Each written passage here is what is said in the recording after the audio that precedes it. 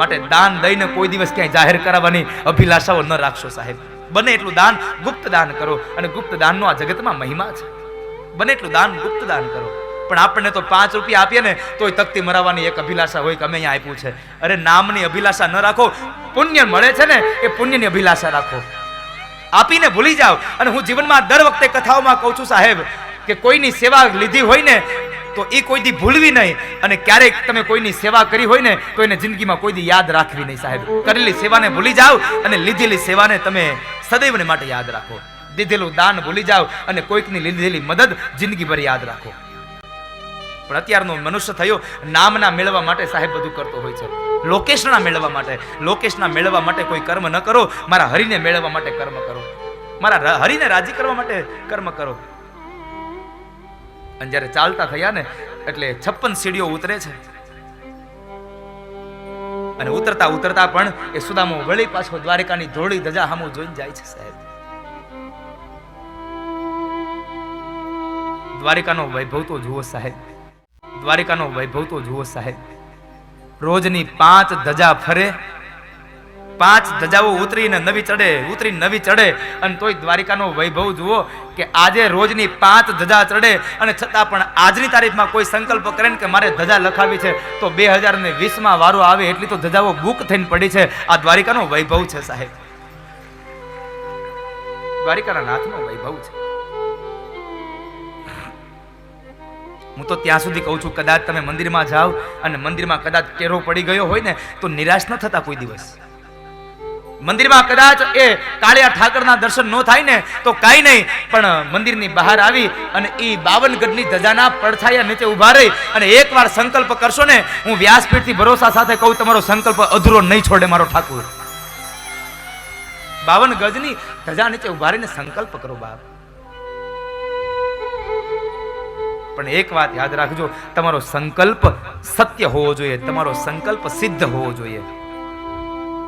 જેન તે વસ્તુ માગશો તો કદાચ કનૈયો આપે ન આપે મને ખબર નથી, પણ જ્યારે તમારા માટે નહીં તમે કોઈકના માટે માગતા થઈ જાઓ, કનૈયો તમારા માટે પણ અભરે ભરી દેશે તમારું બધું. તમે કોઈકના માટે માગતા થાવ. ત્યારે ચાલતા થયા ને ત્યારે દાઉજી મહારાજ કહે છે, કનૈયા તું એને કે નહીં તો કાંઈ નહીં, પણ એક કામ કરને, દારૂકને કેને રથ તૈયાર કરે, રથમાં બેસીને સુદામાને મૂકી આવે. મોટા ભાઈ દારૂકને કહું તો હમણાં પોરબંદર મૂકી આવે, પણ નહીં, આ સુદામા જેવો પવિત્ર બ્રાહ્મણ આ ધરતી પર મળવો ને બહુ દુર્લભ છે. માટે સુદામા જેવા બ્રાહ્મણને, આ પવિત્ર બ્રાહ્મણને એના ઉઘાડા પગે મારી દ્વારિકાની ધરતીમાં ચાલવા દો, એટલે મારી દ્વારિકાની ધરતી પાવન અને પવિત્ર બની જાય. કારણ બ્રાહ્મણ જ્યાં ઉઘાડા પગે ચાલે ને એ બ્રાહ્મણ ચાલેલો ધરતી પાવન અને પવિત્ર બને છે, ધામ બને છે. કારણ બ્રાહ્મણના પગમાં 68 તીર્થ વહ્યા છે, એટલે જ્યાં જ્યાં બ્રાહ્મણના પગલા પડે ને એ બ્રાહ્મણના પગલાથી ધરતી પાવન અને પવિત્ર બની જાય છે બાપ. સુદામદેવ બ્રાહ્મણ પોરબંદરની ઓર ચાલતા થયા છે, દ્વારિકાની ભૂમિને પાવન અને પવિત્ર બનાવીને નીકળ્યા છે. પોરબંદરમાં જ્યાં પ્રવેશ કરે છે, જ્યાં પોરબંદરમાં પ્રવેશ કર્યા, પોતાની ઝૂંપડીને ગોતે છે, પણ ઝૂંપડીની જગ્યાએ મહેલ બન્યા છે. ઝૂંપડીની જગ્યાએ જ્યારે મહેલ બન્યા છે, હું ક્યાં આવી ગયો, ક્યાં ગયો, શોધી રહ્યા છે. અને એ સમયે સુદામદેવના બાળકો 2 દીકરાઓ દોડતા આવ્યા, પિતાજી આવ્યા, પિતાજી આવ્યા, પિતાજી આવ્યા. એક એક હાથ દીકરાઓ પકડ્યા છે. તે દીકરાઓને જોઈને તો રાજાના કુંવર જેવા તો એને કપડા પહેર્યા છે, કનૈયા કુંવર જેવા કપડા પહેર્યા છે.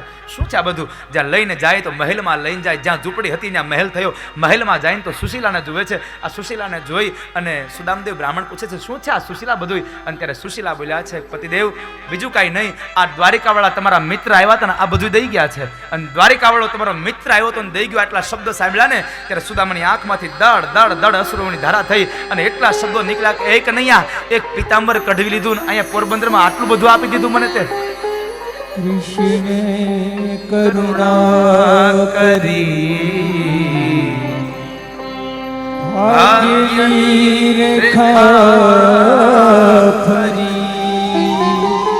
यहाँ तो अक्षय लक्ष्मी चितराई है।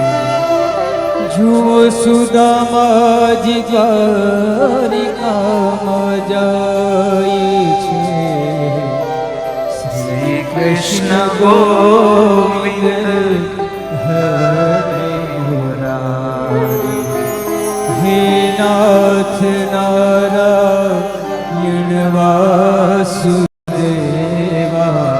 હે નાથ નારાયણ વાસુદેવા હે નાથ નારાયણ વાસુદેવા હે નાથ નારાયણ વાસુદેવા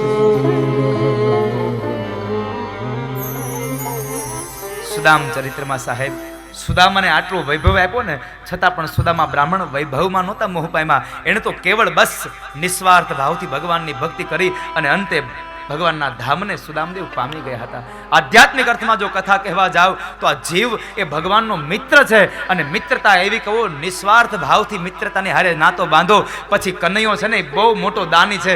એ મિત્રનું ક્યારેય ખરાબ નહીં છે, તમને મોક્ષ આપી દેશે એમાં કોઈ સંશય નથી. માટે જીવને મિત્રતા ભગવાન હારે કરાવજો. ભાગવતકાર એમ કહે છે જે માણસ ભાવથી આ સુદામા ચરિત્રની કથાને સાંભળે ને એના જીવનમાં કોઈ દિવસ ગરીબાઈ ન આવે, કોઈ દિવસ દરિદ્રતા ન આવે. એવી કથા સુદામદેવ ચરિત્રની કથા સુખદેવજી મહારાજે રાજા પરીક્ષિતને વર્ણવી. એ કથા મેં આપને કહી. હા માં, તું માગી લે, શું આપું હું તને? અને ત્યારે યશોદાએ માગ્યું છે સાહેબ. માગવાનો વારો આવે ને તો આટલું માગજો કે લાલા કૃષ્ણ, આજ તું મારી ગોદમાં બેઠો છો ને, જ્યારે મારો અંત સમય આવે ને ત્યારે પણ તું મારી ગોદમાં બેઠો હોય અને હું તારા મુખને જોતી જોતી બસ આ ધરતીમાંથી વિદાય લઈ લઉં ને, આટલી કૃપા કરજે કનૈયા મારા ઉપર. કૃષ્ણ શું આપી શકે સાહેબ? જ્યારે ભક્ત માગવા બેસે ને તો હરિ પણ ના આપી શકો જોઈએ, આવું માગજો સાહેબ. હરિને પણ આમ થઈ જાય કે નહીં માગ્યું મારી પાસે કશું. ઈશ્વર પાસે માગવાનો સમય આવે તો કંઈક રૂડું માગજો. માને વચન આપ્યું ભગવાને, માં આ ઈચ્છાને હું પૂર્ણ કરીશ. ત્યારબાદ માતા દેવકી અને વસુદેવજી મહારાજ ત્યાં બેઠા છે. એને પણ પ્રશ્ન કર્યો કે માં આજ તમે પણ માગી લો, શું આપું આપને હું? વસુદેવજી મહારાજે યજ્ઞોત્સવ કર્યો. એ સમયે વસુદેવની આંખો ફાટેલી કારણ જેટલા પણ ઋષિમુનિઓ આવ્યા હતા ને એ તમામ ઋષિમુનિઓ ભગવાન કૃષ્ણની પૂજા કરે છે, એની પ્રાર્થના કરે છે. એટલે વસુદેવને થયું અમારા છોકરાઓની પ્રાર્થના કરે છે, અમારા દીકરાની પ્રાર્થના કરે છે.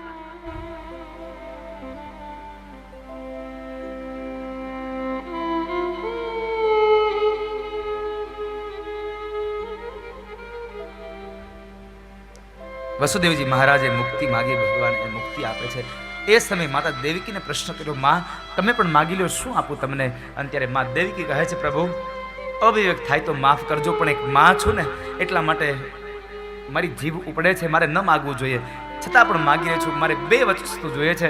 પહેલી વાત તો મારા 6 દીકરાઓને કંસે માર્યા છે ને મારે મારા દીકરાઓના મોઢાને જોવા છે. એકવાર મારે મારા દીકરાઓને જોવા છે.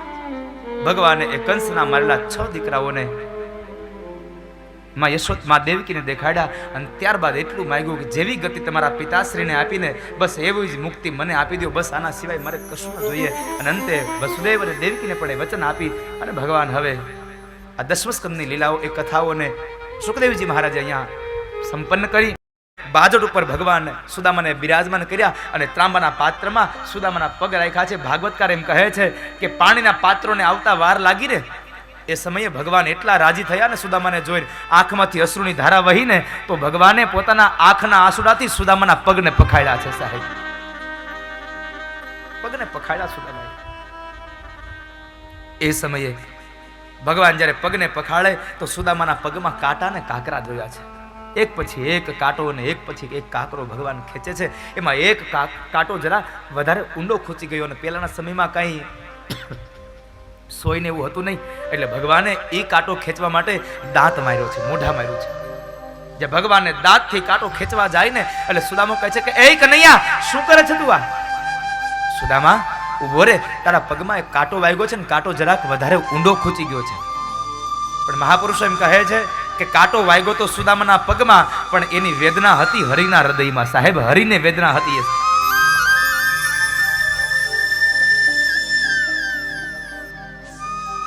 ભગવાને સુદામાને સ્નાન કરાવી અને એની જૂની પોતળી કઢાવી નાખી અને ભગવાને એને સરસ મજાનું પીળું પીતાંબર પહેરાવ્યું હોય. આજે કેટલા સમય પછી સુદામાનું પીતાંબર બદલ્યું છે સાહેબે. પોતળી કાઢી નાખી.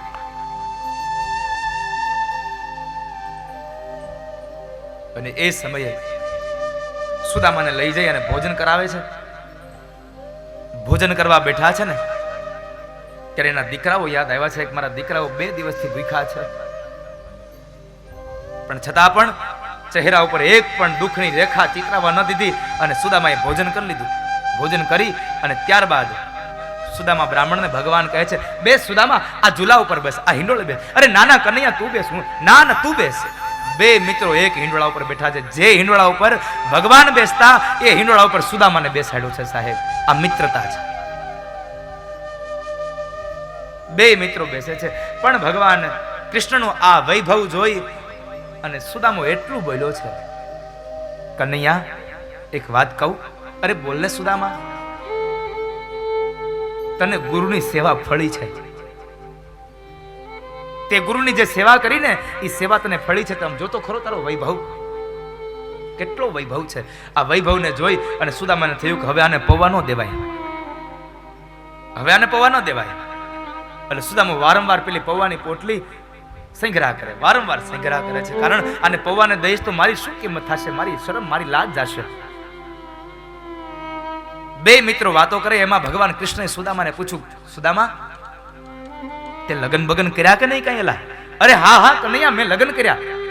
તો મારી ભાભી ઘરમાં આવી? હા છે ને. શું નામ છે? તારી ભાભીનું નામ સુશીલા છે.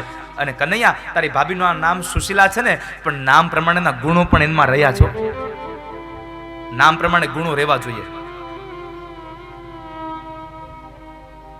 નામ હોય ગંગામાં, ગંગા બધાયને પવિત્ર કરે, પણ મોઢામાંથી એટલી અપવિત્ર વાણીઓ કાઢે ને એમ થાય આ ગંગામાને આપણે ગંગામાં પધરાઈ આવીએ.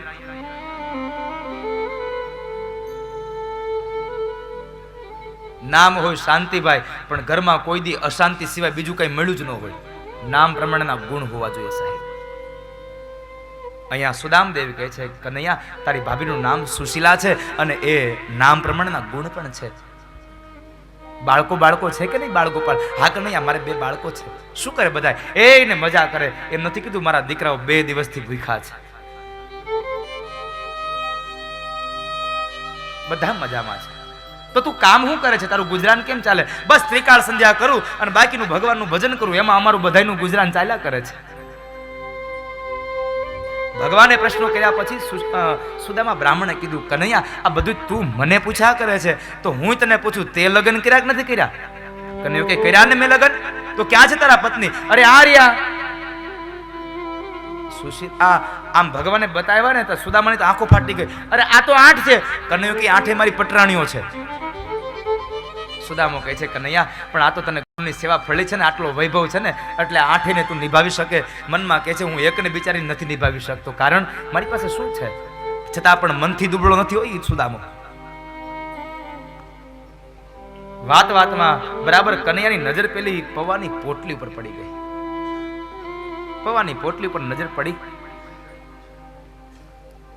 અને નજર પડતાની સાથે કનૈયો કહે છે, એ સુદામા આ પોટલીમાં શું છે? અરે કાઈ નહીં કનૈયા, એ તો અમારું ગરીબડાઓનું હોય, તારું કઈ નથી. અમારું છે. અમારું નહીં, મારી ભાભીએ મારા માટે મોકલાવ્યું છે, પણ તું આપતો નથી. અરે કનૈયા કઈ નથી. ભગવાનને ભરોસો ન બેઠો એટલે ભગવાને માગીને પોટલી ન આપીને તો ભગવાને ઝૂંટવી લીધી. એક વાત યાદ રાખજો, આપણને આપેલું એ બધું ભગવાનનું છે. તમે જો ભગવાનને નહીં આપો ને તો કોઈના કોઈ રૂપે કનૈયો તમારા હાથમાંથી ઝૂંટવી લેશે, એમાં કોઈ સંશય નથી. આપણને આપેલું કનૈયાનું છે સાહેબ, એટલે કોઈના કોઈ રૂપે ઝૂંટવી લેશે. અને એ સમયે કનૈયાએ પૌવાની પોટલી ઝૂંટવી લીધી અને જ્યાં હાજી પોતાની ગોદમાં રાખીને પોટલી જ્યાં ખોલવા જાય ને ત્યાં અષ્ટપટરાણીઓ માથે મંડરાણ્યું. ભગવાન કહે છે, જરાક દૂર જાઓ ને, આમાં શું જોવાનું છે? પેલા મને ખોલવા તો દો. અને બેનોને ટેવ હોય, આમાં શું હશે જોવાનું. આપણે બારગામથી આવીએ ને એટલે થેલો એના હાથમાં આપીને એટલે પાણીનો ગ્લાસ પછી આવે, પેલા થેલો ફંફોડ લે, આમાં હું લાવ્યા છે. એને જાણવાની ઉત્સુકતા, હસવાની વાત નથી, એને જાણવાની ઉત્સુકતાની વાત છે. અને હું જે આ વાત કરું છું ને એ બધી અહીંથી 500 કિલોમીટર આગી વાત છે, લાંબાનું કઈ વાત જ નથી. હવે રેવું 3 કલાક ને ખોટું આંખે થઈને જવું.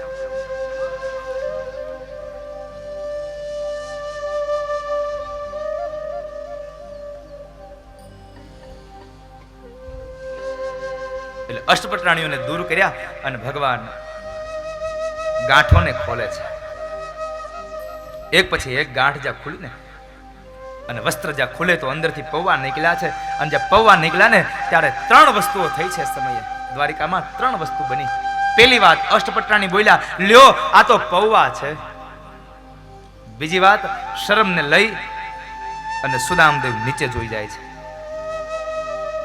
શરમને લઈને સુદામા નીચે જોઈ જાય. અને ત્રીજી વાત, આ પૌવાને જોઈ અને કૃષ્ણની આંખોમાંથી અશ્રુના બિંદ મીંડા પડવા. શું કામે? સુદામાની આ ગરીબાઈ જોઈને નહીં, પણ પૌવાને જોયા ને એટલે વળી પાછી ગોકુળવાળી યશોદા યાદ આવી ગઈ. કારણ યશોદા જ્યારે પૂનમ હોય, શરદ પૂનમ, ત્યારે દૂધની અંદર સાકર ભેળવે. એ સાકર, એ દૂધમાં રાખેલી સાકર ભળી જાય પછી એમાં પૌવા પલાળે અને એ પૌવા નેવા ઉપર મૂકી અને ચંદ્રમાના તેજથી તપાવી અને કનૈયાને પૌવા ખવડાવતી હતી ને, એટલે એ યશોદાના પૌવા યાદ આવ્યા. એટલે યશોદા યાદ આવી ગઈ ને એટલે રડવા માંડ્યા કૃષ્ણ ભગવાન. આપણે એમ કહીએ કે યશોદાએ દૂધમાં પૌવા પલાળેલા હતા તો સુદામાના પૌવા કોરા હતા? નહીં. મહાપુરુષો કહે છે કે યશોદાના પૌવા દૂધમાં પલાળ્યા હતા, પણ સુદામાના પૌવા તો પ્રેમમાં પલાળેલા હતા. સાહેબ, પ્રેમથી પલાળેલો પૌવો હતો. એ પ્રેમનો પલાળેલો પૌવો હતો. ભગવાન જ્યાં નજર કરે ને તો સુદામાના કપાળમાં લખ્યું છે શ્રીક્ષય. ભાગ્યમાં લખ્યું શ્રીક્ષય. ભગવાન કહે છે હું આને ભૂંસી ન શકું સાવ, પણ આને ઉલટાવી તો હગું. હું ભૂસી ન શકાય તો કાંઈ નહીં, પણ આને હું ઉલટાવી શકું. અને એ સમયે ભગવાને જે શ્રીક્ષય લખ્યું હતું ને ત્યાં અક્ષયશ્રી કરી દીધું. એટલે અક્ષયશ્રીનો અર્થ થાય જ્યાં કુબેરનો ભંડાર પણ ઓછો પડે ને એટલી સંપદા હોય સાહેબ એની પાસે. ભગવાને એક મુઠ્ઠી પૌવા આરોગ્યા ને તો જેટલી સંપદા દ્વારિકામાં હતી ને એટલી સંપદા પોરબંદરમાં આપી દીધી. બીજી મુઠ્ઠી પૌવા જ્યાં આરોગે ત્યાં જેટલી સંપદા દ્વારિકામાં એનાથી બમણી સંપદા પોરબંદરમાં આપી. અને જ્યાં ત્રીજી મુઠ્ઠી પૌવા ખાવા જાય ને ત્યાં એ સમયે રૂકમણી આવી અને ભગવાનનો હાથ પકડીને કહે છે, પ્રભુ તમારે જેટલી સંપદા તમારા મિત્રને આપી હોય એટલી આપી દો, પણ બાપ હે મારા નાથ, આ તમારી રાણીઓને તમારા પગની સેવા કરવા દો, તમારા મિત્રની ઘરે દાસી બનાવવાનું બંધ રાખી દો. અષ્ટપટરાણીઓને દાસી બનાવવા ભગવાન તૈયાર થઈ ગયા. દાસી બનાવવા તૈયાર થયા.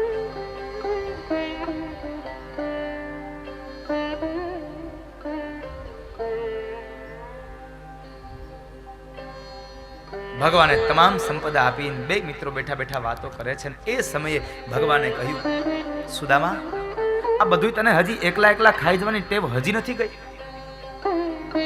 આ એકલા ખાવાની ટેવ તને હજી નથી ગયા? અને બે મિત્રો દ્વારિકામાં ઝૂલે બેઠા બેઠા સાંદીપની ઋષિના આશ્રમની એક કથાને વાગોળે છે અને બેયના આંખના ખૂણાઓ પલ્લી જાય છે. કનૈયો કહે છે, સુદામા તને યાદ છે આપણે જ્યારે ગુરુદેવના આશ્રમમાં ભણતા હતા અને જ્યારે જંગલમાં જવાનો સમય આવ્યો, જ્યારે યજ્ઞકાષ્ઠ લેવા માટે ગયા ત્યારે ગુરુપત્નીએ આપણને એક પાત્રમાં ડાળિયા આપ્યા હતા અને આપણા બેયના ભાગના ડાળિયા તારા ભાગના તું ખાઈ ગયો તો અને મારા ભાગના ડાળિયા તું ખાઈ ગયો તો તને ખબર છે? હા કનૈયા, મને યાદ છે. આ તને એકલા ખાવાની હજી ટેવ નથી ગઈ એ સમયની? સુદામો બિચારો નીચે જોઈ જાય, શું કરે? આપણે એમ કહીએ છીએ કે સુદામાને ભૂખ લાગી એટલે એ સમયના કનૈયાના દાળિયા પણ સુદામા ખાઈ ગયા હતા. મારો સુદામો સાહેબ આટલો ભૂખડો નહોતો ક્યારેય. મહાપુરુષોના મુખારબિંદથી સાંભળ્યું છે ને કહે છે કે જ્યારે ભગવાન કૃષ્ણ અને સુદામા બે જંગલમાં જવા નીકળતા હતા ત્યારે ગુરુપત્ની એક પાત્રમાં દાળિયા ભરતા હતા અને જ્યારે દાળિયા ભરતા હતા ને ત્યારે દરિદ્રતાનો યોગ હતો. ત્યારે દરિદ્રતાનો યોગ હતો અને વિદ્વાન પંડિતો અને મહાપુરુષો કહે છે કે દરિદ્રતાના યોગમાં બનેલું અનાજ, દરિદ્રતાના યોગમાં ભરેલું એક પાત્રમાં ભરેલું અનાજ ખાવાથી ઘરમાં અને જીવનમાં દરિદ્રતા આવે. એટલે સુદામાએ વિચાર કર્યો કે આ દરિદ્રતાના યોગમાં ભરેલા દાળિયા ખાવાથી જો ગરીબાઈ આવતી હોય ને તો ગરીબાઈ મારા ઘરે આવવા જોઈએ, પણ મારો મિત્ર કનૈયો ગરીબ ન હોવો જોઈએ. એટલે કનૈયાના ભાગમાં દાળિયા ન આવે ને એટલા માટે સુદામો દાળિયા ખાઈ ગયા છે. મારો મિત્ર સુદામો કહે છે મારો મિત્ર ગરીબ ન હોવો જોઈએ. 181 24 घंटे दिन और रात हम हैं. ખાઈ ગયા છે. મારો મિત્ર સુદામો કહે છે મારો મિત્ર ગરીબ ન હોવો જોઈએ. મિત્ર એસા કીજીએ ઢાલ સરીખા હોય, દુઃખ में आगे सुख में पीछे હોય. મિત્ર એવો કરજો સાહેબ કે તમારી દરેક પરિસ્થિતિમાં તમારી હારે હોય. પણ અત્યારે કળયુગના મિત્રો તો થઈ ગયા, જ્યાં સુધી મિત્રના ખીચામાં પૈસા છે ને ત્યાં સુધી તું મારો મિત્ર, પછી પૈસા થઈ રહ્યા એટલે તું તારા રસ્તે હું મારા રસ્તે. મિત્ર એસા કીજીએ ઢાલ સરીખા હોય. ઢાલ હંમેશા સાહેબ આગળ હોય છે, ઢાલ કોઈ દી પાછળ ન હોય. સમય આવે ને ત્યારે મિત્ર આગળ થાય ને એવો મિત્ર ગોતજો સાહેબ.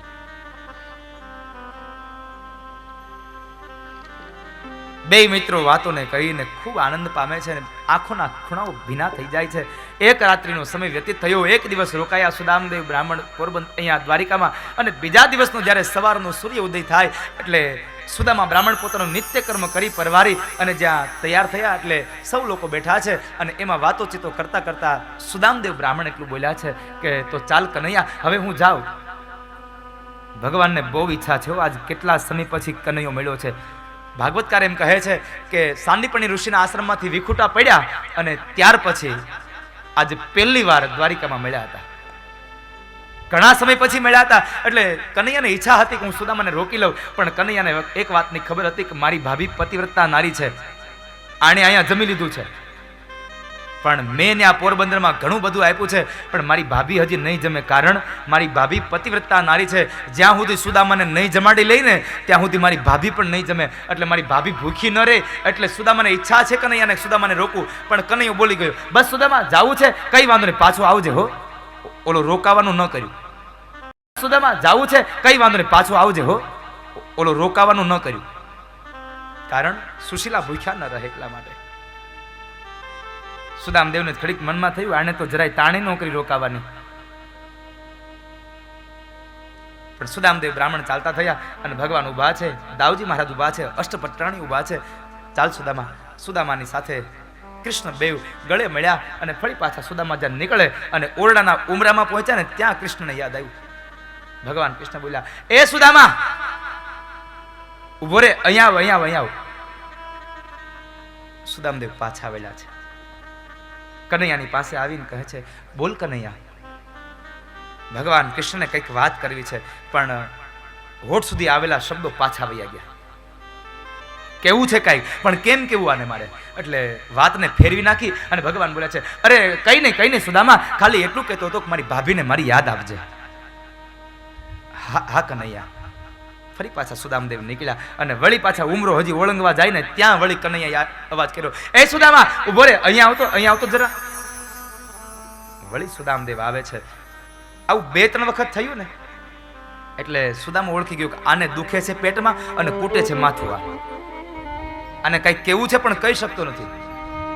એટલે સુદામા એની નજીક આવી અને કહે છે કનૈયા તારે જે કેવું છે કહી દે ને, શું કામે ને આમ મને બીજી વાતો કરાવે છે? જે કેવું છે કહી દે, તું મને પ્રેમથી કહી દે, તારે હું કાંઈ નહીં બોલું, મને કહી દે.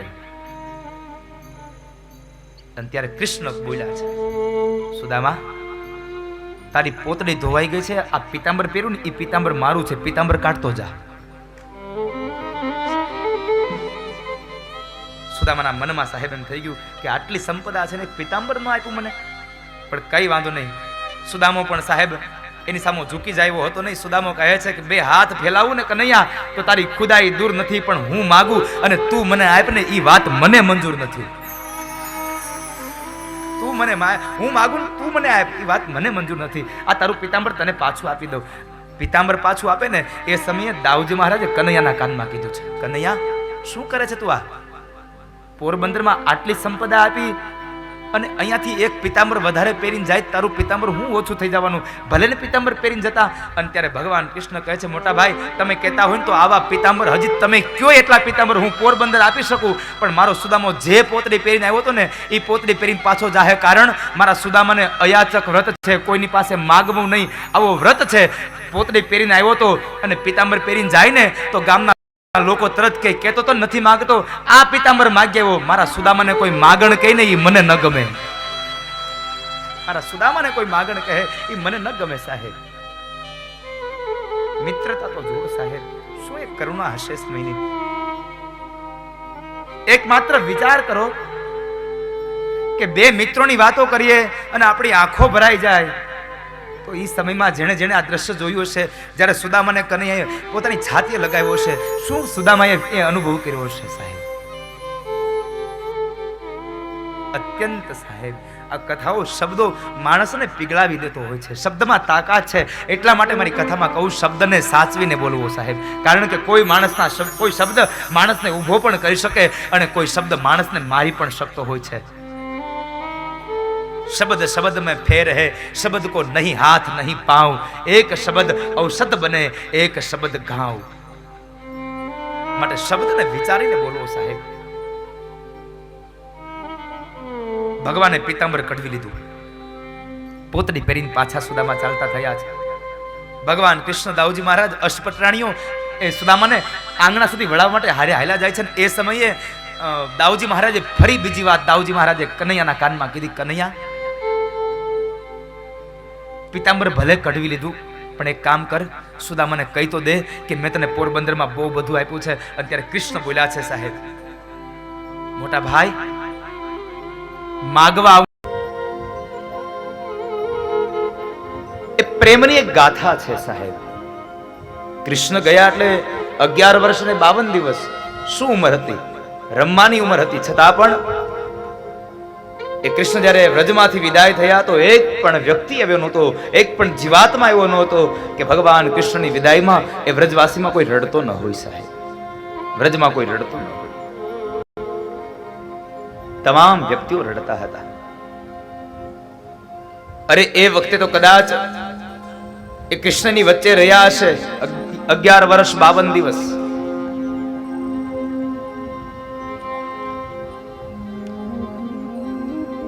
અગિયાર વર્ષ અને 52 દિવસનો એ પ્રેમ જ્યારે વિખૂટો પડતો હતો, એક વ્યક્તિ અલગ થતું હતું, એટલે સ્વાભાવિક છે કે પ્રેમ રડાવે. 11 વર્ષ અને 52 દિવસનો એ પ્રેમ તમામ વ્રજવાસીઓને રડાવી ગયો છે.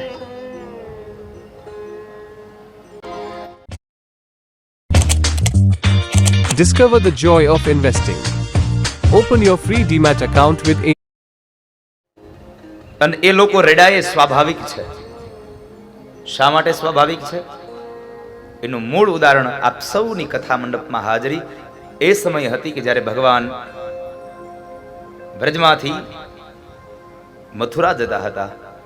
અને એ સમયે એ કથાના શબ્દોને સાંભળી અને તમારી આંખમાંથી જે અશ્રુના બિંદ પડતા હતા ને એની એક પુરાવો છે કે તમે જો માત્ર કથા સાંભળીને તમારી આંખ રડતી હોય તો એને તો એનો અનુભવ્યો છે સાહેબ, એની સાથે રહ્યા છે. 11 વર્ષ 52 દિવસ કાઢ્યા હતા એમણે,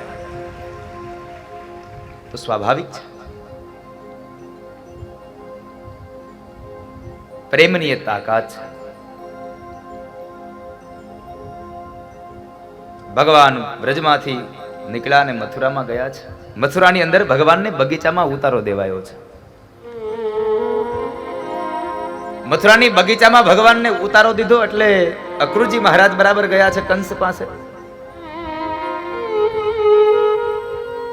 કંસ પાસે ગયા એટલે કંસે અક્રૂરને આવેલા જોઈ અને સીધો જ પ્રશ્ન કર્યો, અક્રૂર મારું કામ કર્યું કે નહીં, શું થયું? પેલા 2 છોકરાઓને લઈ આવ્યા? હા મહારાજ લઈ આવ્યો ને. અરે ક્યાં છે? મહારાજ મેં બગીચામાં ઉતારો આપ્યો છે. કંસ આડંબરથી કહે છે એને ઉતારામાં, એને બગીચામાં ઉતારો દેવાય નહીં ને. કદાચ એને ખબર પડી જશે કે અહીંયા તો આવું ષડયંત્ર છે તો એ વયા જશે, જતા રહેશે. ત્યારે અક્રૂરજી મહારાજ 2 હાથ જોડીને કહે છે, મહારાજ ક્રોધ ન કરશો તો એક વાત કહું, આવનારો હવે અહીંયા આવી ગયો છે, જવાનો સમય તમારો થયો, તૈયારી હવે તમે ચાલુ કરો, હવે જવાનું તમારે છે. આવનારો અહીંયા આવી ગયો છે. કંસનો કાળ એ કૃષ્ણ છે.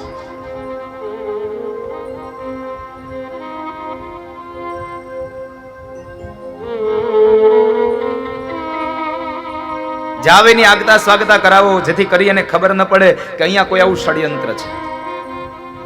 સૈનિકોએ આગતા સ્વાગતા કરી છે. સૈનિકોની આગતા સ્વાગતા કરે છે. થોડી વાર થઈ એટલે બગીચાની અંદર ભગવાન કૃષ્ણ, દાઉજી મહારાજ અને ગોવાળો બધા બેઠા છે ને એ સમય બરાબર ગોવાળોએ કીધું, કનૈયા જરા જોતો ખરો, આ બગીચો આટલો સુંદર છે મથુરાનો, તો મથુરાની બજાર કેવી સારી હશે, ચાલ ને બજાર જોવા જઈએ. ભગવાન કૃષ્ણ કહે છે, કામ કરો, બજાર જોવા જવું હોય તો નંદ બાબાની પેલા પરમિશન લેવી પડે, અને નંદ બાબાની પરમિશન લેવા માટે, એની આજ્ઞા લેવા માટે દાઉ દાદાને મોકલીએ.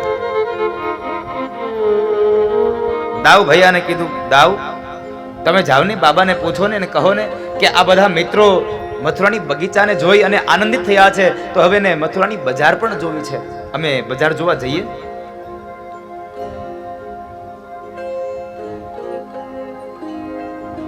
દાઉ દાદા આવે છે નંદ બાબા પાસે.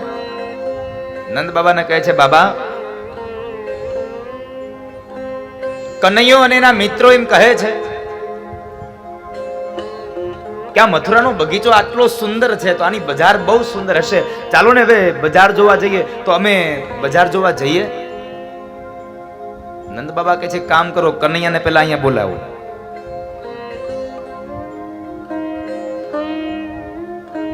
જેનું કામ વખણાતું હોય ને એને બોલાવે, પેલા એને અહીંયા બોલાવો. ભગવાન કૃષ્ણને બોલાવ્યા છે. આવીને બાબાની સામે ઉભા રહ્યા એટલે બાબા કહે છે, જો કનૈયા, તમે મથુરાની બજાર જોવા જાવ ને, એમાં મને કોઈ ના નથી મારી, પણ મારી એક વાત યાદ રાખજો, ભૂલી ન જતા કે આ કંસની નગરી મથુરા છે, તમારું વૃંદાવન નથી આ, એટલે અહીંયા તોફાન ન કરશો.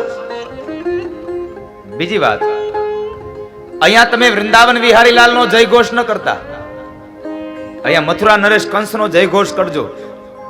અને જો વૃંદાવન વિહારીલાલનો જય ઘોષ કર્યો તો સમજો કે કંસના સૈનિકો તમને કેદખાનામાં પૂરી દેશે, કોઈ નહીં છોડાવે, માટે તોફાન ન કરશો. હા બાબા, તોફાન નહીં કરીએ. નંદ બાબાએ કૃષ્ણને શિખામણનું પોટલું વાળીને એવી ગાંઠો મારીને પોટલું આપ્યું, પણ આ શિખામણ ક્યાં સુધી? જાપા સુધી. આને શિખામણ લાગે? ભગવાન નીકળ્યા છે બરાબર, હજી તો મથુરાની બજારમાં પ્રવેશ કર્યો.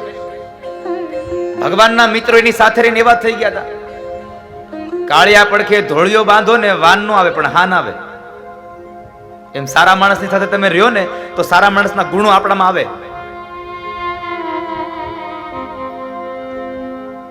ખરાબની સાથે રહો તો ખરાબના ગુણો આવે.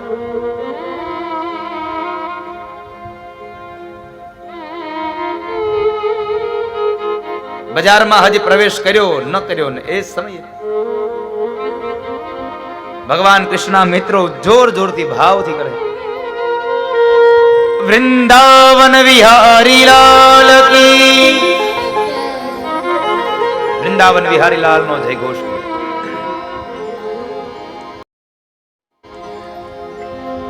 મથુરાના લોકોએ વૃંદાવન વિહારીલાલ નો જય ઘોષ સાંભળ્યો, કાન ચમકી ઉઠ્યા. આ મથુરા નરેશ કંસનો જય મૂકી અને આ વૃંદાવન વિહારીલાલ નો જય ઘોષ કોણ કરે છે? આખી ટોળી નીકળી છે ગામમાં.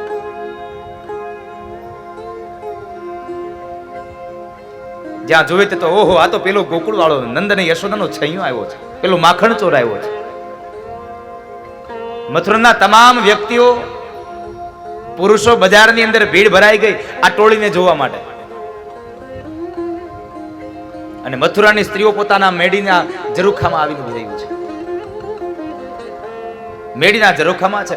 જેમ જેમ ટોળી આગળ આગળ ચાલતી જાય તેમ તેમ વૃંદાવન વિહારીલાલનો જય ઘોષ કરતી જાય. અને મથુરાની સ્ત્રીઓએ ઉપર બેઠા બેઠા ઝરૂખામાંથી કોઈ કે દહીં રેડા, કોઈ કે માખણ રેડા, કોઈ કે છાશ રેડી છે.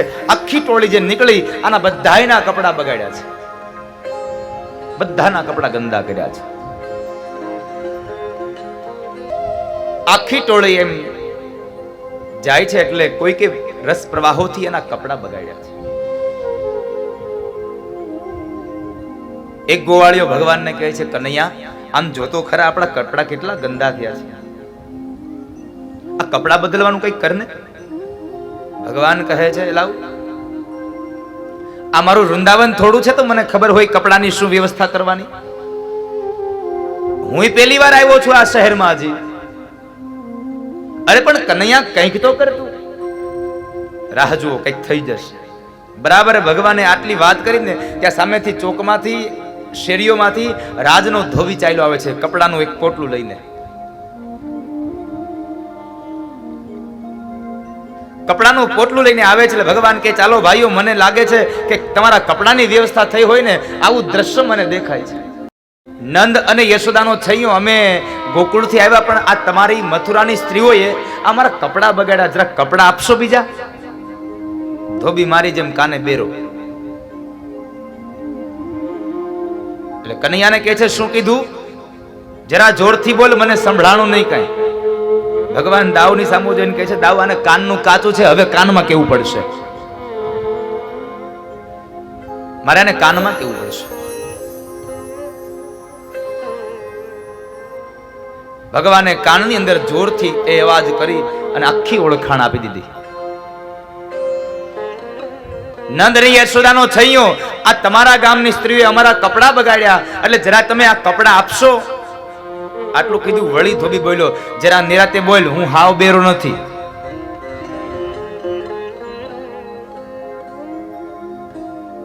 ઓળખો તને. પેલો ગોકુળની અંદર પેલા સ્ત્રીઓના ઘરમાં ઘરી અને માખણની ચોરી કરે એ જ ને. પેલા માટલા ફોડી નાખનારો ચોર ગોવાળિયો એ જ ને. તમને કઈ બોલવાની ભાન પડે છે કે નહીં? આ રાજના કપડા છે.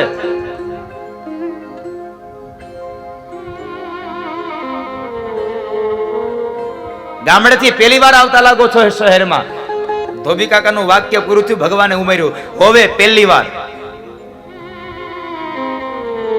નામ પણ 11 વર્ષ અને 52 દિવસમાં ક્યારેય ગોકુળની બહાર ભગવાને પગ રાખ્યો જ ન હતો.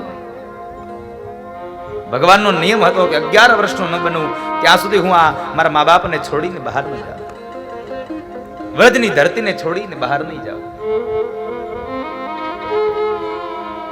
અરે પહેલી વાર આવ્યા છીએ, હું શું હવે હવે કરો છો? બોલવાની કઈ ભાન નથી? ગામડાના સાવ ગમાર 2-5 શબ્દો ભગવાન માટે ન બોલવાના બોલ્યો. ભગવાન કહે છે, દાવ દાદા આની શાન ઠેકાણે લાવી પડે એવું મને લાગે છે. દાવ કહે છે, થવા દે. ભગવાન કહે છે, એના હાથ પકડો.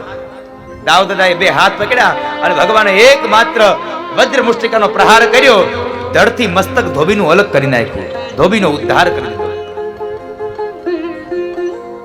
ધોબી મરાયો, ધડ નીચે પડ્યું. છોકરાઓ સ્તબ્ધ બની ગયા, ગોવાળિયાઓ કૃષ્ણની સામું જોવે છે. આને આ શું કર્યું? ગોવાળિયાઓની તો આંખો ફાટી ગઈ.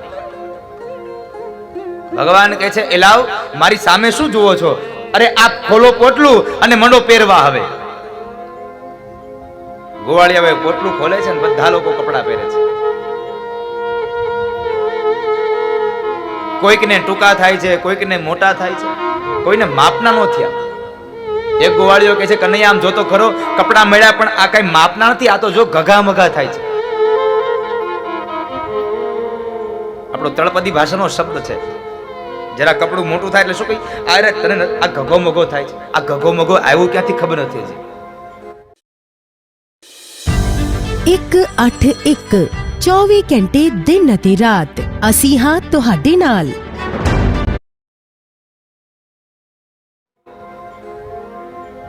અમુક અમુક શબ્દો આમ હા એનો એનો એનો ભાવ તમને આમ અનુભૂતિ કરાવે શબ્દની. માત્ર બોલો ત્યાં તમને અહેસાસ થઈ જાય શું કહેવા માંગે છે.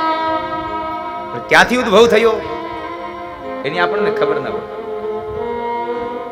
કનૈયા કપડાનું કઈક કરને. ભગવાને ધોબીને વધ કરી અને કપડા લીધા છે. અહીંયા ભગવાન વેદવ્યાસ એમ કહે છે આ કથાને માધ્યમ બનાવીને કે જીવનમાં કોઈ પણ વાક્ય બોલતા પહેલા 100 વાર વિચાર કરવો અને પછી બોલવું, નહીં તો તમારું અસ્તિત્વ નહીં રહે આ દુનિયામાં. ભલે તમે હશો પણ તમારું અસ્તિત્વ નહીં રહે. માટે વિચાર કર્યા વગર ક્યારેય ન બોલશો. અને વિચાર્યા વગરનું બોલવાથી પરિણામ હંમેશા દુઃખ જ હોય છે. માટે વિચાર્યા વગરનું બોલવું પણ નહીં ક્યારે. આ કથાના માધ્યમથી શું મળે?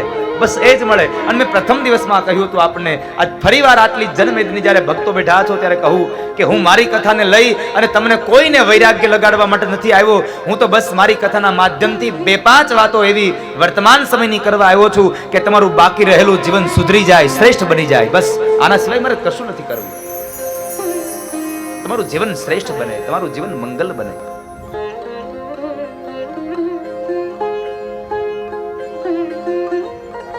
તો બી જરા 2-5 શબ્દો ખરાબ બોલ્યો ગયો. એમાં બરાબર સામે ભગવાન એક દરજી કાકાની દુકાન જોઈ ગયા. ચાલો મિત્રો, વ્યવસ્થા થઈ ગઈ. દરજી કાકા પાસે આવ્યા છે. ભગવાન હજી આમ દુકાનના પગથિયા ચડ્યા ન ચડ્યા ત્યાં તો દરજી કાકા પોતાની ખુરશીમાંથી ઊભા થઈ ગયા. આવો આવો આવો. શા માટે?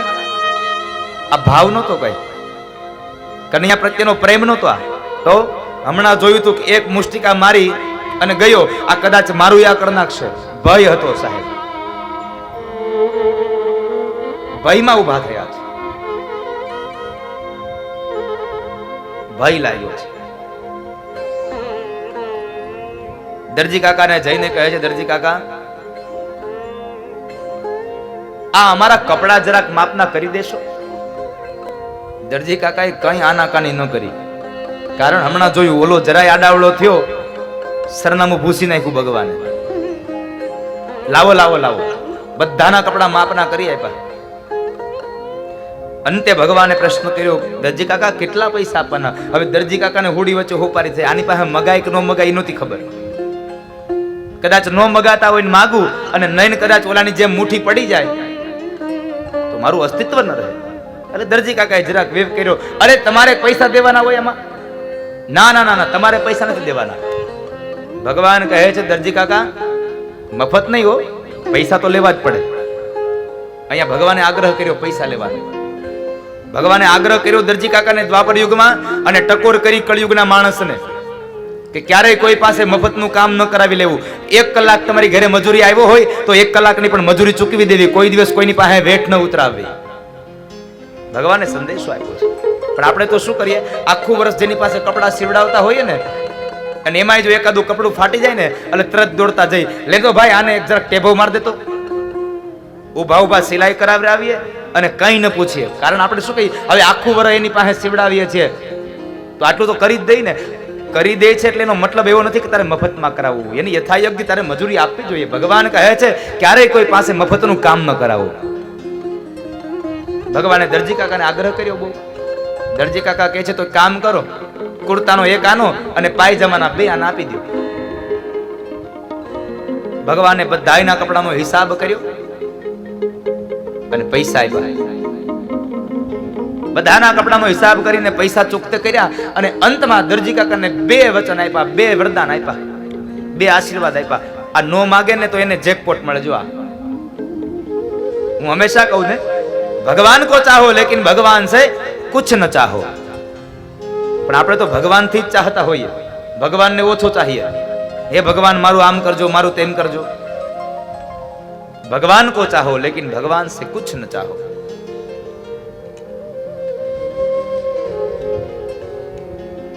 દરજી કાકાને પેલા આશીર્વાદ આપ્યા, દરજી કાકા આ અત્યારે ભલે તમે આટલું હાવ સસ્તું અમારી પાસેથી ભાવ લીધો, પણ 2018 ની સેલ આવશે ને ત્યાં કાપડ કરતા તમારી સિલાઈ મોંઘી થઈ જાય. આ પેલો આશીર્વાદ.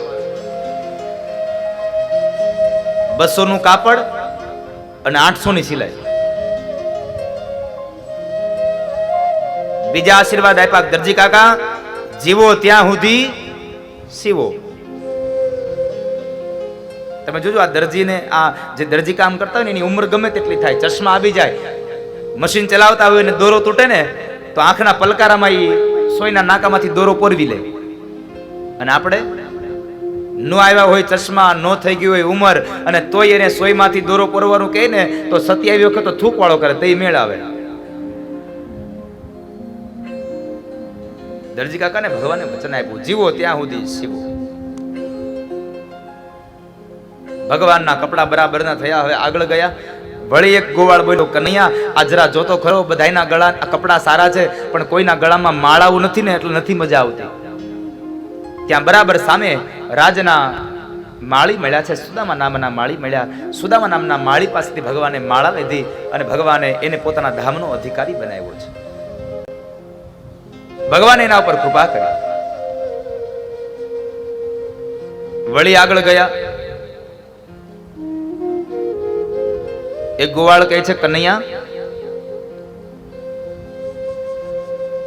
બધું તો ઠીક છે, ગળામાં માળાવું છે, કપડા સારા છે, પણ તું કોઈના મોઢા સામું તો જો, કોઈના કપાળમાં તિલક નથી. તિલક વગરના કેવા મોઢા લાગે છે, તિલકનું કઈક કર ને. કનૈયો કહે છે, તમે પણ બરાબર છો બધાય, એક પછી એક વસ્તુની ડિમાન્ડ કરતા જાવ છો.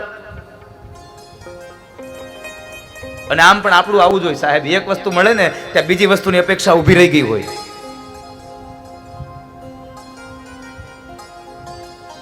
અને એમાં બરાબર કંસના રાજમહેલની એક દાસી શૈરેન્દ્રી, એનું સાચું નામ શૈરેન્દ્રી છે, પણ શરીરમાં 3 જગ્યાએથી વાંકી વળી ગયેલી, એટલે આખું મથુરા એને કુબડી કુબડી કહીને બોલાવે. આખું મથુરા એને કુબજા કહીને બોલાવે, કુબડી કહીને બોલાવે. પણ એ જ કુબજા ને એ જ કુબડીને ભગવાને અવાજ કર્યો, એ રૂપસુંદરી ઊભી રે. રૂપસુંદરીનો અવાજ સાંભળ્યો, શૈરેન્દ્રીના પગ ઉભા રહ્યા અને એ સમયે ભગવાન આવીને ઉભા રહી ગયા. ભગવાન કહે છે, ક્યાં જા છો? શૈરેન્દ્રી કહે છે, રાજમહેલમાં. કેમ? અરે મારા મહારાજને આ કેસર વાળું ચંદન દેવા જાઉં છું. અરે તારા મહારાજને મુખ પડતો અને આ ચંદન મને દે, આ ચંદનની જરૂર મારે છે, આ ચંદન મને આપ. પણ ભગવાનનો રૂપાની ઘંટડી જેવો અવાજ સાંભળી ગઈ ને શૈરેન્દ્રી, એટલે ભગવાનના અવાજમાં મોહી ગઈ, એટલે રાજનું ચંદન એને ભગવાનને આપી દીધું. લ્યો આ તમે લઈ લ્યો. ભગવાને કપાળમાં એક ચંદન કર્યું ને, ચંદન કરવાથી 2 વસ્તુ મળે. ચંદન કરવાથી પેલી વેળી શીતળતા મળે. કપાળમાં તિલક કરો ને એટલે શીતળતા મળે. અને બીજું, કપાળમાં તિલક કરવાથી માણસને સૌંદર્યતા મળે છે. કપાળમાં તિલક હોય એટલે કેવો રૂડો લાગે, અને એની કેવી ગણતરી થાય? ભગવાનનો ભગત છે. પછી ભલે કોઈ દી હાથમાં માળા ન લે, કોઈ દી ભગવાનના મંદિરમાં દર્શને ન ગયો હોય, કપાળમાં તિલક હોય એટલે માણસની આખી એની ઇમેજ બદલી જાય સાહેબ, આખી આબરૂ બદલી જાય. કપાળમાં તિલક કર્યું અને ભગવાનને સુંદરતા મળી. એટલે ભગવાન કહે છે, મને જે રૂપાળો બનાવે, મને જે સુંદર બનાવે, એને હું કદરૂપું કેમ રહેવા દઉં? એ સમયે ભગવાને પોતાના 2 પગના અંગૂઠાથી શૈરેન્દ્રીના 2 પગના અંગૂઠા દબાવ્યા, 2 હાથ પકડ્યા અને એક મચરકી જ્યાં મારે ભગવાન, તો આકાશમાંથી અપ્સરા ઉતારી હોય આવું રૂપ ભગવાને ચંદન કારણે આપ્યું. હાલો મારો હાથ યાદ સહિત પાછું આપે વનમાળી. અહીંયા ભગવાને કીધું, કોઈ મને મારા કામ માટે કોઈ જો પૈસો વાપરે ને, મને કોઈ કઈ વસ્તુ આપે ને, તો એના બદલામાં હું અનેક ગણું કરીને પાછું આપી દઉં. આ ધર્મનો આ યજ્ઞ ચાલે છે અને આ યજ્ઞમાં એક એક આહુતિ આપશો ને તો ભગવાન તમારી ઘરે આખા યજ્ઞનું ફળ આપી દેશે સાહેબ. માટે આ મહાયજ્ઞમાં એક એક આહુતિ આપતા જાજો. કુબજા ઉપર કૃપા કરીને ભગવાન ત્યાંથી નીકળ્યા છે.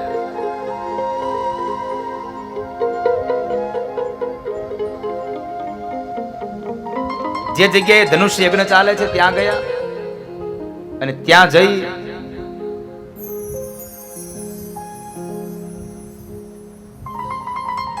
અને ભગવાને જે સૈનિકો છે કંસના, એ સૈનિકોને કેટલાયને માર્યા, કેટલાયના હાથ તોડ્યા, કેટલાયના પગ તોડ્યા, કેટલાયના માથા ફોડ્યા છે. અને બ્રાહ્મણોની નજર સમક્ષ જે યજ્ઞમાં રહેલું ધનુષ છે એ ધનુષના ભગવાને 2 ટુકડા કર્યા છે. યજ્ઞશાળામાં હાહાકાર મચી ગયો.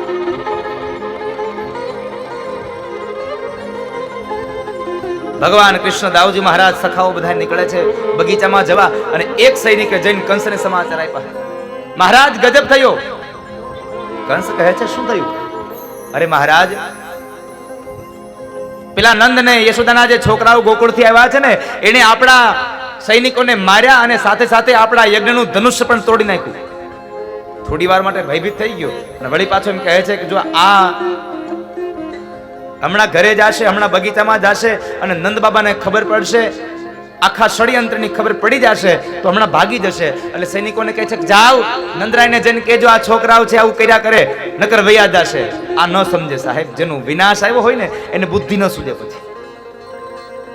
નકર સમજી જવું જોઈએ. બ્રાહ્મણો કહ્યું હતું કે ધનુષને કઈ ઈજા થાય તો યજ્ઞના યજમાનનું અહિત થાય.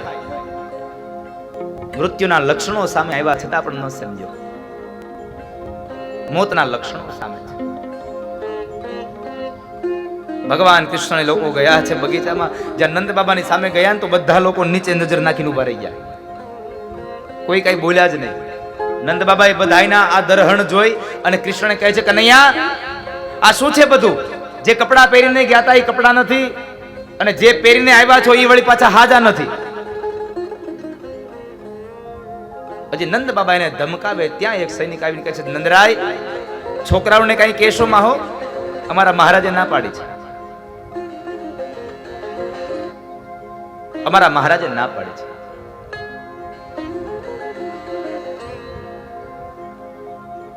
બધો મામલો શાંત થયો. આ બાજુ હવે કંસે મલકુસ્તીનું મેદાન તૈયાર કરાવ્યું, મહામંચ રચ્યો. મંચની ઉપર એક સિંહાસન. આવતીકાલ સવારમાં મલકુસ્તીનો મેદાનની અંદર યુદ્ધ માટે બે ભાઈઓને આમંત્રણ દેવાયું. કોલિયાપીડ હાથીના મહાવતને બોલાવ્યો એટલે એણે હાથીને મદિરા પાન કરાવીને મદોન્મત્ત બનાવ્યો. બીજા દિવસનો સૂર્ય ઉદય થયો અને હવે મલકુસ્તીના મેદાનની અંદર જ્યાં બધા જવા માટે નીકળે છે, મથુરાના લોકો પણ દોરડાની ચારેય બાજુ ગોઠવાઈ ગયા છે. મંચ ઉપર સિંહાસન, સિંહાસનમાં કંસ છે. બે ભાઈઓએ બરાબર જ્યાં હાજી રણ મેદાનમાં પ્રવેશ કર્યો,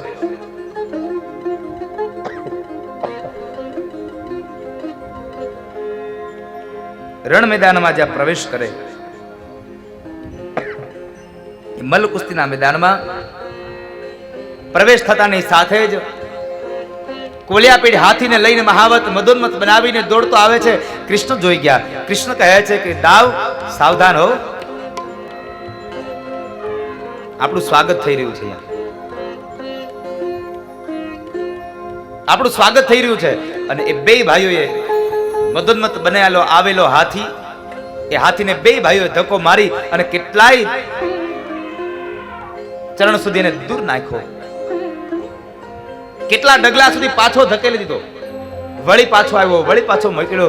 કહેવાય છે કે બે ભાઈઓએ એક એક હાથીના દાંતને પકડી મૂળમાંથી ખેંચા, રક્તની ધારા થઈ અને દાવજી મહારાજે જ્યાં એકમાત્ર મુષ્ટિકા મારે, કોલિયાપીડ હાથીના મસ્તકમાં મહાકાય હાથી ઢળી પડ્યો. મહાવત જ્યાં દોડવા ગયો ને તો ભગવાન કૃષ્ણે પકડી લીધો.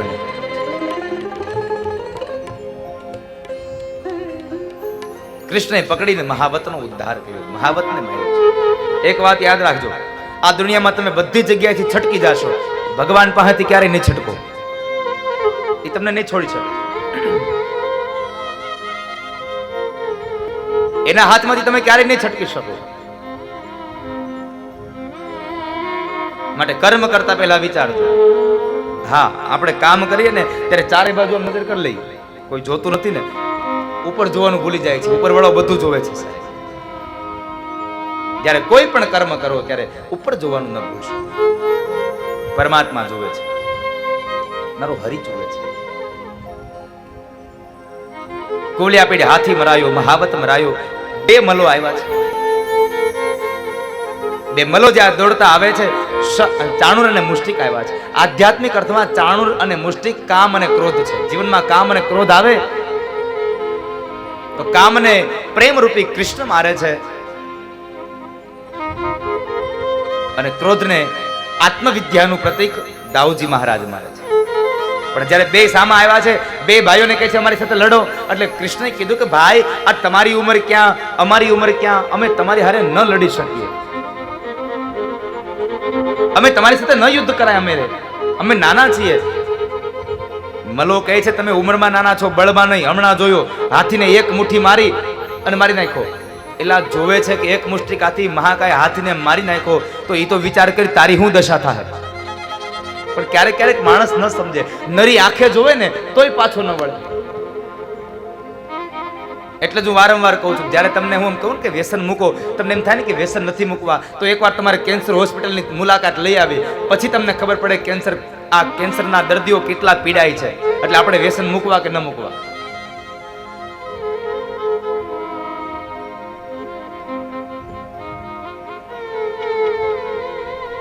જીવનમાં ન ખાવાના પદાર્થો ન ખાશો, ન પીવાના પદાર્થો ન પીશો.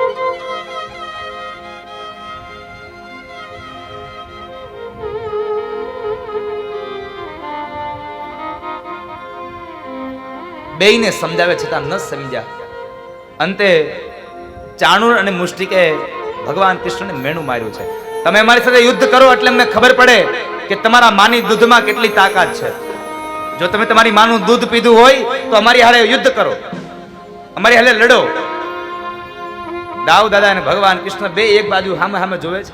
દાઉ હવે આને કેવું પડશે, અને આ બાજુ નંદ બાબાનો જીવ તાળવે ચોટે છે. ક્યાં મારા છોકરા નાના, આ ક્યાં મોટા મોટા મલો, કનૈયા આવી જાઓ, કનૈયા આવી જાઓ. નંદ બાબાના ચહેરા ઉપર જરા ચિંતા દેખાણી ને ભગવાન કૃષ્ણ દોડતા આવ્યા છે.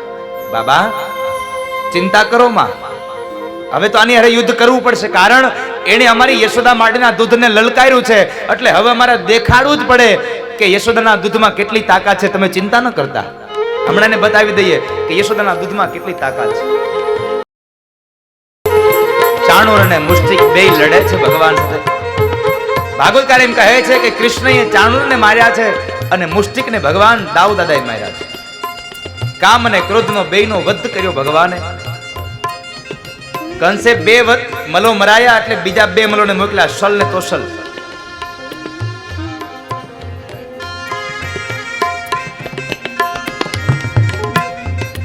શલ ને તોશલે નક્કી કર્યું કે આની હારે યુદ્ધ ન કરાય, નકર જો હવે આની હારે લડવા જાહું ને તો ઘરે બાયડી છોકરા રાહ જોઈ રહેશે.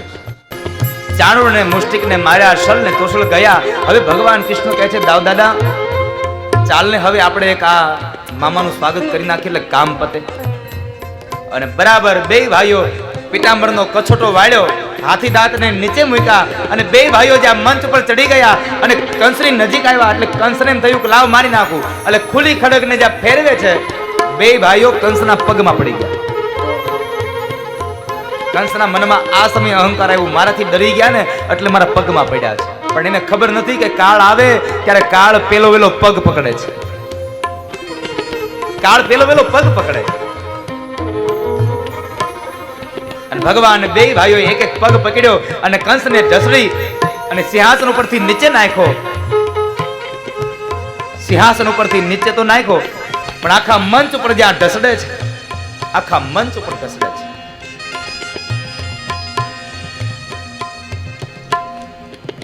અને એ સમયે પગના ભાગની અંદર દાઉજી મહારાજ બેઠા છે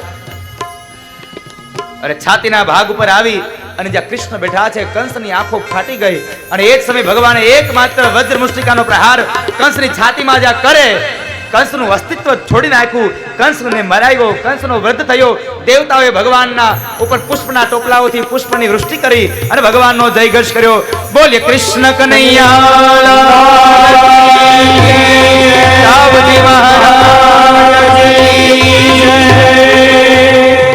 बीज की सब बाला रूप रसाला बनी बहाला बनवाला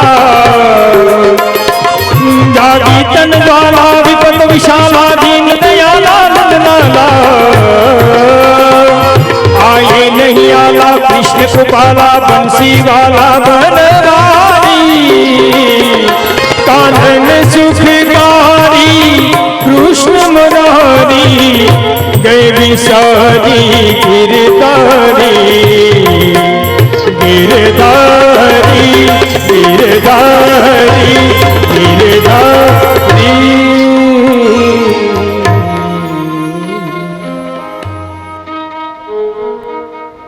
કંસનો વધ થયો. ત્યારબાદ ભગવાન માં દેવકી અને વસુદેવને છોડાવવા માટે મથુરાના કારાવાસમાં જાય. પણ એ સમય માર્ગમાં યમુનાના કિનારે ભગવાને વિશ્રામ કીધો. થોડોક ભગવાને આરામ કર્યો એટલે એ જગ્યાનું નામ પડ્યું વિશ્રામ ઘાટ. વિશ્રામ ઘાટે ભગવાન વિશ્રામ કરી નીકળ્યા. માં દેવકીને અને વસુદેવજી મહારાજને મુક્ત બનાવ્યા. ઉગ્રસેન મહારાજને મુક્ત બનાવી ગાદી આપી દીધી. અને ત્યારબાદ નંદ બાબાને અને ગોવાળોને સમજાવી કાઢવી અને તેઓ મોકલે છે ગોકુળની અંદર.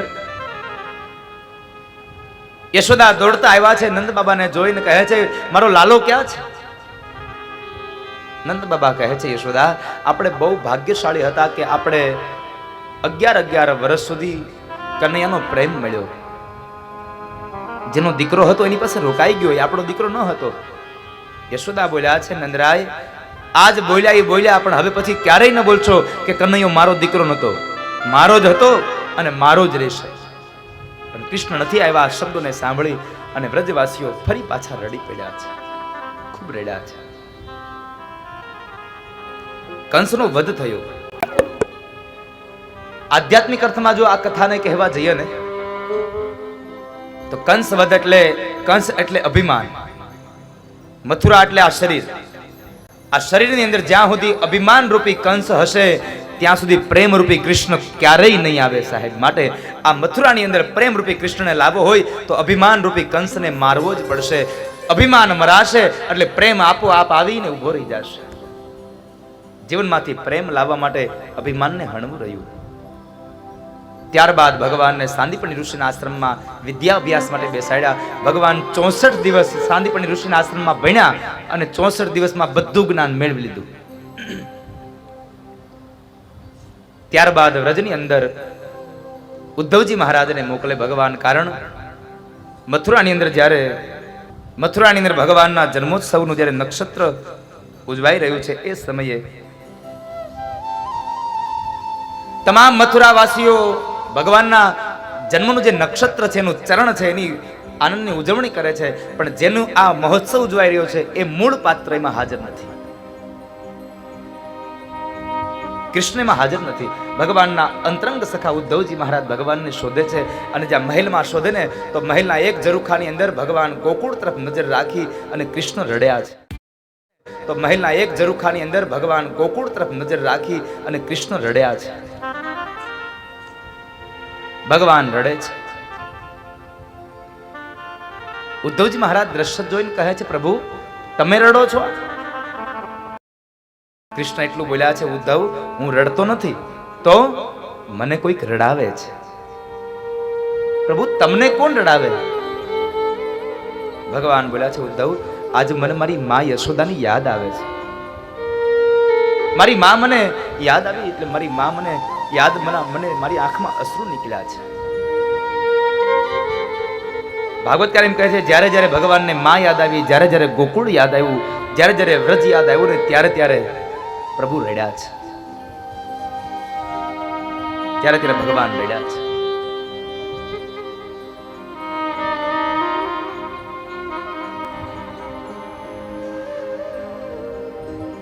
પ્રભુ આવું તે કઈ હોતા હશે, કોઈ રડાવે? હા ઉદ્ધવ, આ દુનિયામાં પ્રેમ સૌ કોઈને રડાવે છે. પ્રેમ સૌ કોઈને રડાવે છે.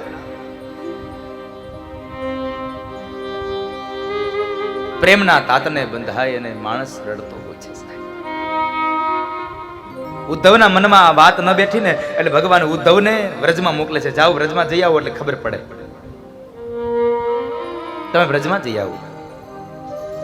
ઉદ્ધવજી મહારાજ ભગવાનનો સંદેશો લઈ અને વ્રજમાં આવે છે. પણ વ્રજની ગોપીઓની ભગવાન પ્રત્યેની એ જિજ્ઞાસા, ભગવાન પ્રત્યેનો પ્રેમ, માં યશોદાનો કનૈયા પ્રત્યેનો પ્રેમ, આ તમામ વસ્તુ જોઈ પણ ઉદ્ધવને એક વાતમાં માત્ર સમજાઈ ગયું કે પ્રેમ રડાવે. રાત્રિના સમયે જ્યારે માં યશોદાની બાજુમાં બેઠા છે ઉદ્ધવજી મહારાજ, ત્યારે માએ વાત કરી છે, ઉદ્ધવ મારો દીકરો તો મહેલમાં રહેતો હશે ને? હા માં, કૃષ્ણ મહેલમાં રહે છે. ઓહો, તો બહુ બધી દાસીઓની સેવા કરતી છે નહીં? હા માં, સેવા કરે, બધી દાસીઓ ખૂબ સેવા કરે.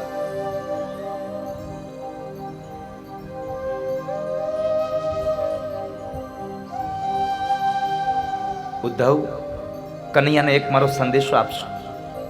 અરે માં, બોલો ને, શું સંદેશો આપો?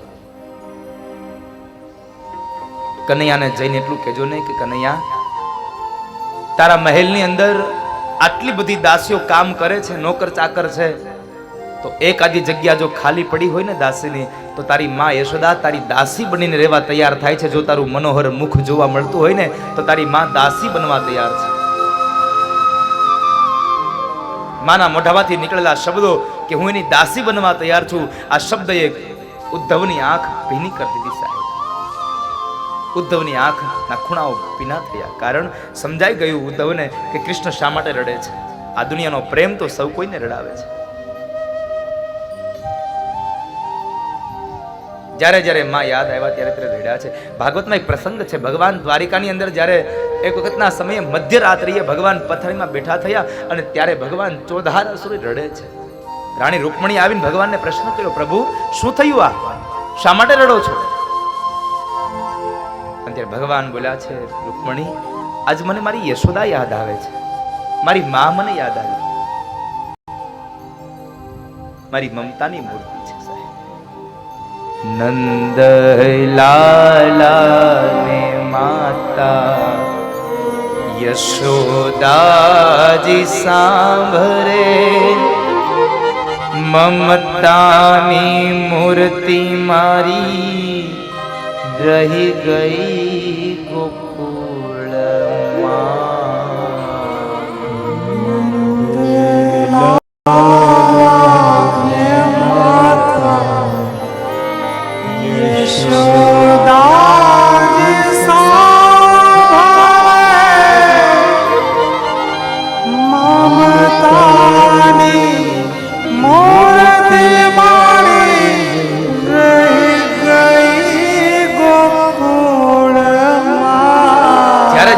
યાદ આવીને ત્યારે ત્યારે કૃષ્ણ રડ્યા છે સાહેબ. માની યાદમાં કૃષ્ણ રડ્યા છે. સવારના સમયે જ્યારે ઉદ્ધવજી મહારાજ નીકળે છે ત્યારે ઉદ્ધવજી મહારાજના હાથની અંદર માએ એક થીબડીની અંદર માખણ ને મિશ્રી ભરીને આપ્યા અને કહે છે કે લ્યો ઉદ્ધવ, અમારા દીકરાને આપજો ને કેજો કે તારી મા યશોદાએ આપ્યું છે. ઉદ્ધવજી મહારાજ આવીને ભગવાનને જ્યાં એ પાત્ર આપે, ભગવાન જ્યાં પાત્રને ખોલીને જુએ છે તો માખણ ને મિશ્રી જોયા અને કૃષ્ણની આંખમાંથી અશ્રુ વહ્યા. કારણ માખણ ને મિશ્રીની સાથે મા યશોદા યાદ આવી ગઈ. કેટલા સમયથી માખણ ને મિશ્રી ખાધા.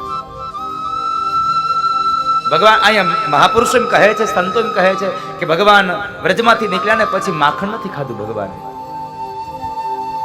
મથુરાનો એક પ્રસંગ છે. ભગવાન મથુરામાં જમવા બેઠા અને એ સમયે બપોરનો પ્રસાદ લેવા માટે બેઠા છે. જ્યાં થાળને ઉગાડે છે તો ભગવાન થાળને વંદન કરી અને ઊભા થઈ ગયા, ન જમ્યા. ઉદ્ધવ કહે છે, પ્રભુ જમી લ્યો ને, શા માટે ઊભા થયા, શું થયું? અને ત્યારે ભગવાન કહે છે, ઉદ્ધવ, દાસીઓને જઈને કહી દો કે મારા ભોજનના થાળમાં જેટલી રસોઈ બનાવીને મૂકવી હોય ને એ મૂકે, પણ આજ પછી મારા થાળની અંદર કોઈ દી માખણ ને મિશ્રી ન મૂકે. કારણ મારી યશોદા ગોકુળમાં રહી ગઈ છે. મારી યશોદા ગોકુળમાં રહી ગઈ છે.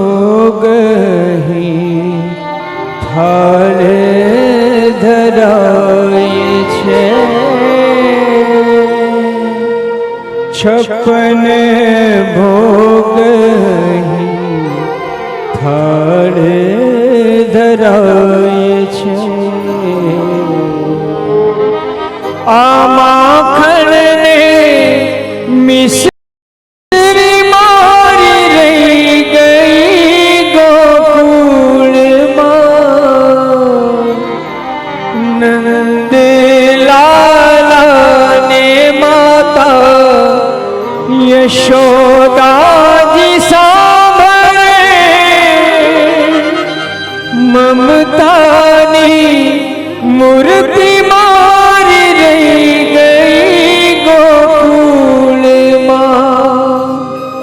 મમતાની મૂર્તિ મારી હવે રહી ગઈ ગોકુળમાં.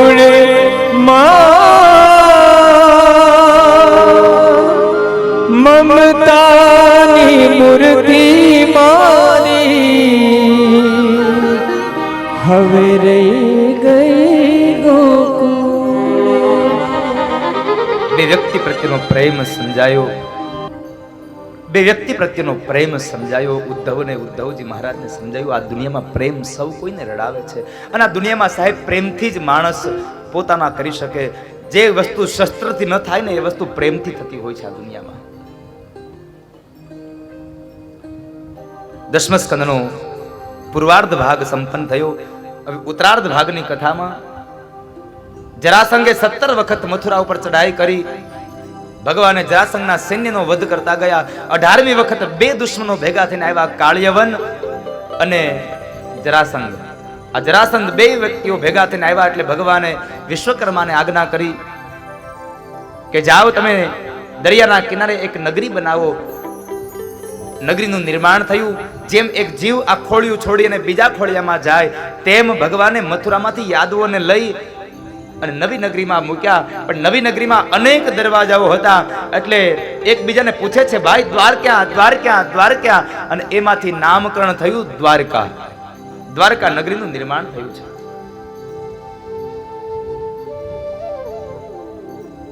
દ્વારકાનું નિર્માણ થયું. ભગવાન ગુફાઓની અંદર સંતાયા. જરાસંધે આખો ડુંગરો સળગાવ્યો અને કાળિયવન એની પાછળ ગયો છે. પણ બન્યું એવું કે બરાબર એ ગુફાની અંદર મુચુકુંદ નામના રાજા સૂતા હતા. એટલે મુચુકુંદ રાજાએ ભગવાને પોતાનું ઉત્તરીય ઓઢાડી દીધું અને ભગવાન સંતાઈ ગયા. કાળિયવન દોડતો આવ્યો, એને એમ કે કૃષ્ણ સૂઈ ગયો, અહીંયા સંતાઈ ગયો છે. એટલે બરાબર જ્યાં પિતાંબરને ખેંચે છે, ઉપવસ્ત્રને ખેંચું તો મુચુકુંદ રાજા ઉઠ્યા છે, જાગ્યા અને જાગતાની સાથે પહેલી નજર જાય એની ક્રોધવાળી દ્રષ્ટિ, મુચુકુંદ રાજાની દ્રષ્ટિ કાળિયવન ઉપર પડી. એટલે કાળિયવન બળીને ભસ્મ થયો. અને એ સમય ભગવાન ચાલતા થયા એટલે મુચુકુંદ રાજા કહે છે, પ્રભુ દર્શન ક્યારે આપશો? અને ત્યારે ભગવાન કહે છે કે રાજા, તમારો આ જન્મ પૂરો થાય અને બીજો જન્મ જ્યારે થશે ત્યારે તમને મારા દર્શન થશે. મહાપુરુષો એમ કહે છે કે મુચુકુંદ રાજા મૃત્યુ પામ્યા એટલે એનો બીજો જન્મ જુનાગઢના નરસિંહ મહેતા તરીકે થયો અને ભગવાન એને 52 વખત દર્શન આપ્યા. આવી કથા મહાપુરુષો લખતા ગયા છે. જેને ભગવાનમય બને છે સાહેબ, જેને ભગવાનમાં પ્રેમ છે, જેને ધર્મમાં પ્રેમ છે,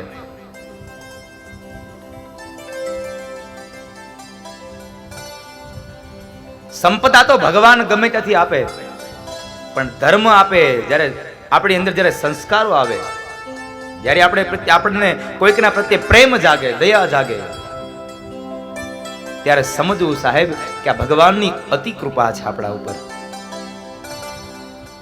ભગવાને સંપદા તો આપી જ હોય, પણ સંપદાની સાથે જ્યારે આપણને કોઈકના પ્રત્યે કરુણા આવે, કોઈકના પ્રત્યે પ્રેમ આવે, દયા આવે,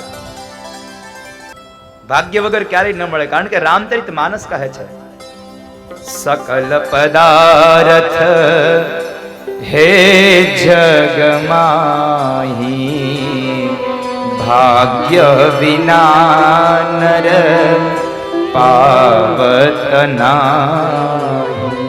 સકલ પદાર્થ હે જગમાહી, ભાગ્ય વિના નર પાવત નહીં. જ્યારે ભાગ્યમાં હોય ત્યારે મળે. દ્વારિકાનું નિર્માણ થયું ને નરસિંહ મહેતાનો જન્મ, એ મુચુકુંદ રાજાનો બીજો જન્મ નરસિંહ મહેતા. ત્યારબાદ ભગવાન કૃષ્ણના મોટા ભાઈ દાઉજી મહારાજનું લગ્ન રેવત પુત્રી રેવતી સાથે થયા. અને હવે ભગવાન કે હવે હું મારું લગ્ન કરવાનું ચાલુ કરું. એટલે ભગવાનનું પેલું લગ્ન રાક્ષસી વિધિથી થયા છે. ભીષ્મ કન્યા રૂકમણી સાથે ભગવાનના લગ્ન થયા છે. ભીષ્મ કન્યા રૂકમણી સાથે ભગવાનના લગ્ન થયા છે. પણ રૂકમણીનું ભગવાને હરણ કર્યું. ભગવાન એ રૂકમણીને લેવા માટે શા માટે ગયા? તો રૂકમણીએ 7 શ્લોકની અંદર એક પત્ર લખ્યો છે ભગવાનને, અને બહુ સુંદર મજાનો પત્ર છે. કારણ કે રૂકમણીની ઈચ્છા હતી ભગવાનની સાથે વરવાની, અને રૂકમણીનો ભાઈ રૂકમી એને એના લગ્ન નક્કી કરી નાખ્યા એના મિત્ર શિશુપાલ હારે. ઘડિયા લગ્ન લેવાઈ ગયા. હવે રૂકમણી કહે છે કે મેં તો નિયમ લઈ લીધો છે, નક્કી કરી નાખ્યું છે, પ્રતિજ્ઞા કરી છે કે આ ભવમાં જો કોઈની હારે પરણું તો માત્ર દ્વારિકા હારે, અને જો દ્વારિકા વાળા હારે ન પરણવાનો વારો આવે તો મરી જાવ, પણ છતાંય કોઈના નામની ચુંદડી ન ઓઢું. અહીંયા મારે આપણે એક વાત કરવી છે. આ રૂકમણીએ ભગવાનને કૃષ્ણને પત્ર લખ્યો, વાત સાચી છે, એક સ્ત્રીએ ભગવાનને પત્ર લખ્યો, પણ જો આધ્યાત્મિક અર્થમાં કહેવા જાવ ને તો આ રૂકમણી એટલે બુદ્ધિ છે અને કૃષ્ણ એટલે પરમાત્મા છે. આ બુદ્ધિ જ્યાં સુધી પત્ર ભગવાનને નહીં લખે ને ત્યાં સુધી ભગવાન કોઈ દી તમને લેવા માટે નહીં આવે સાહેબ. બુદ્ધિ ધર્મમય નહીં બને ત્યાં સુધી ભગવાન નહીં આવે. પણ આ પત્ર બુદ્ધિ લખી નાખે, પણ પત્ર ભગવાન સુધી પહોંચાડવા માટે જેમ રૂકમણીએ સુદેવ નામના બ્રાહ્મણને પત્ર આપ્યો હતો, એમ તમારી આ બુદ્ધિને પણ તમારો ભક્તિનો પત્ર છે એ તમારે કોઈ સદગુરુને વચમાં રાખવા પડશે. કારણ કે મૂર્તિઓ ગમી જાય, કન્યા ગમી જાય તો સીધી વાત ન કહેવાય. હા, વચમાં સારો માણસ જોઈએ.